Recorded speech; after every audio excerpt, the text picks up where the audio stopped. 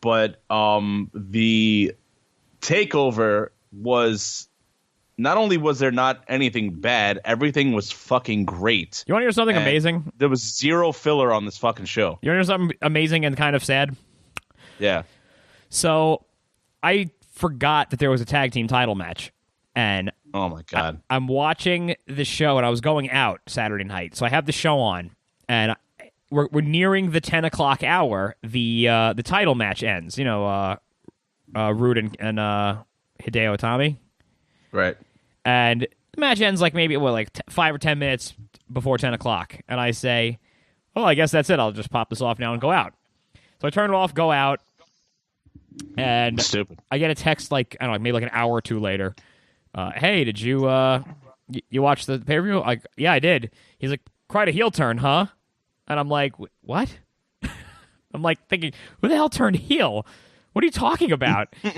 And then I go, you know what? Never mind. Don't tell me. I clearly have to go back and watch. You didn't find it strange that there was only 4 matches? No, because you turned it off. No, it's, whatever. It is what it is. I mean, but these things started as 6, and then they've been 5 matches for a while now. I just figured whatever. It was a stacked card, and so then when I got home like 3-4 in the morning. I dialed it up and watched it and saw that there was a tag match, and I was like, oh. It was like, well, probably the only heel turn, it's going to be DIY, and I'm guessing it's not going to be Gargano turning heel because he is just like babyface as it gets. Yeah, you can't get any more baby than that, man. Right. He is the babiest of baby. Johnny Wrestling. Johnny fucking Wrestling. Yep. So yeah, what'd you think? The show. Show was pretty good. It was better than the one we went to in Orlando. Yeah. Is this arguably the best takeover? It's definitely in the discussion, I think. Absolutely. Yeah. There's nothing bad on the show. And not even like there usually isn't anything bad on takeovers, but sometimes there's that at least one match that's like, this is okay. I don't really care about this, right? Mm-hmm. But there was just everything was good. Yeah, I didn't everything think was good and incredible. I didn't think the women's match was that great. I thought it was okay, and then the ending was really good. The ending was really shitty. Yeah, that's fine. If anything, if that's like the bridge between the UK match to the title match, it's fine. The UK match was easily match of the night, though. Dude, this UK match, let me tell you, like, I've been really working on this top 50 favorite matches thing, and I've been kind of like really moving things around. And I watched this match, and I got to put it on at least into like the lower 10 there in the 40s because it's already like a favorite. It's what I want to see in a wrestling match, you know? Mm-hmm. And I haven't seen a match like that in a while from WWE. Yeah. Well, and I find it weird that we had this UK tournament. How many was this? December was when we had the UK tournament?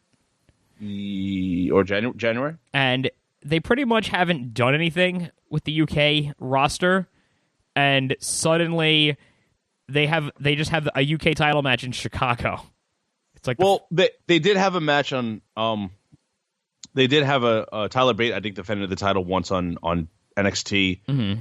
And now suddenly this weekend there's a UK special, which I didn't watch yet, on Friday. And then the next night was TakeOver, where these guys have like one of the best matches I've ever seen. Yeah. Like, it really was. I mean, like, they did everything. These young whippersnappers. Yeah, there was submissions. There was methodical parts. There was a lot of near falls. Flying. False finishes. Near falls, false finishes. They, at one point, were just straight punching the fucking shit out of each other in the face. Yep. No Hogan. The match was missing Hogan. So. Right. I mean, it would only be like, 4 3/4 stars for you because there's no Hogan. But still, these guys, like, the drama, like, there was, like, just, like, deadlifts, suplexes and shit. Yeah. It was just like out of control, and it wasn't, and there was some fighting spirit a little bit, and it wasn't spot no sell moves in the next spot. Like, they did big spots with still like it still looked like a fight. It didn't. Mm-hmm. It wasn't like this spot monkey indie match. Like it delivered all that stuff, but still with like the proper flow, and like that's like the secret sauce, to like these kind of matches. I really feel like they did a fucking amazing job for like two young guys. It blew my mind. It really did. Yeah. I don't know if I can praise it any higher than that. You think it's a match of the year candidate? I think absolutely. If you want to talk all promotions, obviously Okada and Omega's in there, but when it comes to just WWE, there's only 2 matches right now. I mean, you guys want to throw in other shit. I know Sean mentioned some Roman Reigns stuff, but honestly, it's like Cena and Styles at the Rumble, and this match are like the only. Like, I can't accept anything else coming close to those 2 matches right now. And Goldberg and Lesnar at WrestleMania, obviously. I wouldn't put that there. I mean, I guess so. Like, fine for the enjoyment factor of it. I understand it. Well, your boy Kyle O'Reilly and Matt Riddle had an awesome match at Evolve this weekend in Chicago. Yeah, man, I would like to see that. I love Kyle O'Reilly. I subscribe to Flow Slam, so I could throw you my login if you want to watch it. All right, yeah. Yeah, sweet. Flow Slam, is that an app that I need to get? Yep. I will download the app. Flow Slam. So, my only negative, and this doesn't take away from the match whatsoever, is that I just don't like Dunn's finisher. I don't think it really fits him. Why not? Like, I don't like the complete shot, the downward spiral. Like, Sister Abigail to me is the best one because he kind of like rears back and puts a little mustard on it, so it kind of looks a little bit more impactful when the guy sells it right. But typically I don't like that move. I don't like any finisher where you're throwing yourself on your back, like where you're taking a bump to deliver it. It never I never buy it.